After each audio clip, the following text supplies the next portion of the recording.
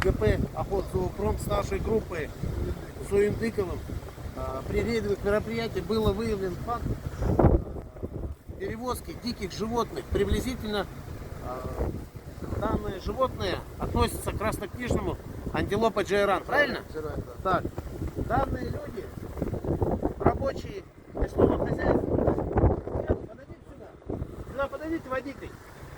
Использовали служебный автотранспорт Нива 3.0 АС. Представьтесь, пожалуйста, водитель. Сюда подойдите, представьтесь. Откройте чехол. Каким оружием использовали? Какое оружие использовали? Оружие не мое. А чье оружие? Вот хозяин рядом. Хозяин, вы хозяин вообще?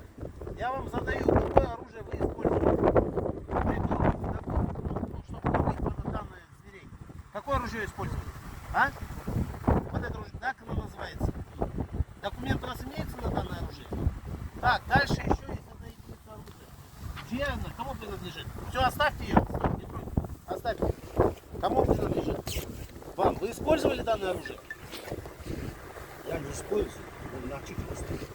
Вы не использовали, да? Сколько вы патронов стреляли из этого оружия, чтобы добыть данных зверей?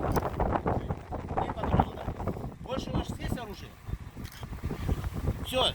Будет сейчас составляться материал, как его?